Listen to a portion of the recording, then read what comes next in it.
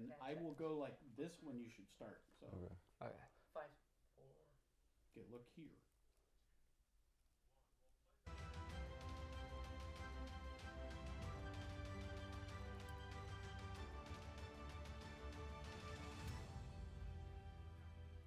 Welcome to Illini Sports Night. I'm one of your hosts, Christian Moda.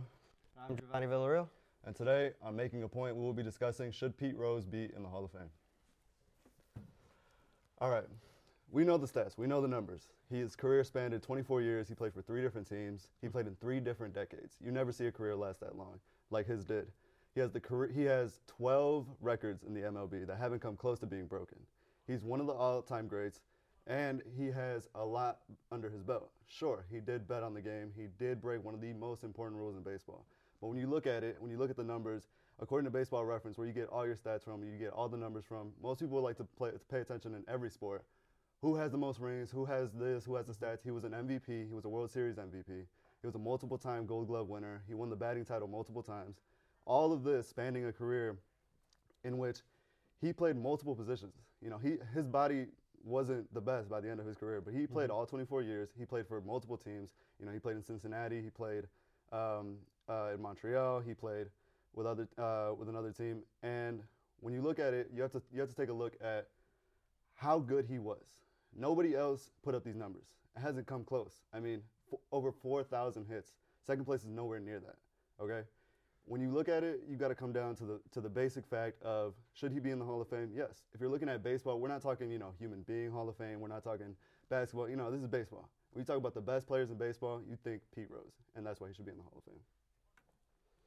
All right, I do agree. He's a great player, but at the end of the day, he broke the cardinal rule. You don't gamble on the game. It's in every locker room. He knew what he was doing, and you know what? You pay for the consequences. You just have to understand that the MLB can't just show leniency. They have to enforce all the rules. No one's above the rules. He knew what he was doing. He broke them. And Cincinnati decided to put him in their Hall of Fame, and that's good on them. He does deserve to be recognized for the great player he is, but he does not deserve to be in the Hall of Fame. You can't break the number 1 rule, and then he lied about it, too. He didn't even fess up. And people say beforehand he agreed. Like, he signed the payment. Like, he signed that he is banned from the MLB before it was announced, right?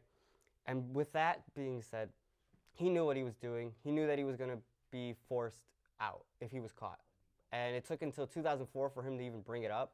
And that just shows that he was trying to avoid it. And he doesn't deserve to be in the Hall of Fame for that. You don't deserve to be in the Hall of Fame if you're going to break the very absolute number 1 rule. And since 1920s, no one else who's broken that rule of betting on the game has been put in the Hall of Fame. So you can't break that streak now with Pete Rose. You have to show the MLB for future reference that when the MLB says that there's a rule, and that's it. You can't break these. You bring up a good point when you talk about, he did sign the contract. He was aware that he was not going to be in the Hall of Fame. He wasn't going to be considered. He agreed to his ban from baseball pretty much. But we're not talking, does Pete Rose think he should be in the Hall of Fame? We're talking, the fans at home, everyone that supports baseball, everyone that's loved this game for years and years and years. Do they think he should be in the Hall of Fame? And when we look at it as, yeah, he lied.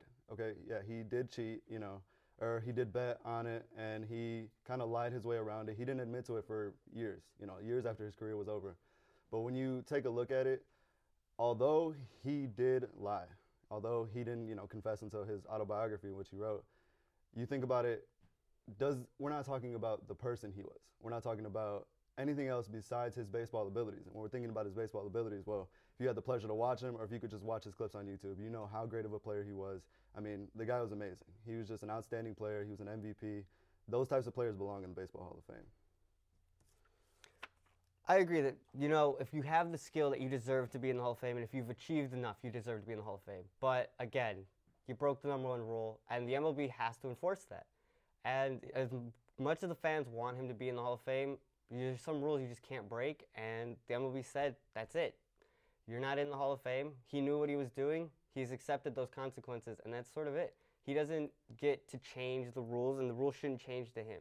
Especially if the MLB wants to start cracking down on other things, they have to enforce their number 1 rule before they can implement any more. Because if you implement more rules, you won't be able to follow through with any of them if people don't believe in them. If you can't justify the main rule, and you can't enforce it, then what's the point? Pete Rose is just sadly an example. Understandable. All right, thanks for joining us tonight on Sports Night. We are your hosts, Christian Moda. Giovanni Villarreal, and this was Making a Point.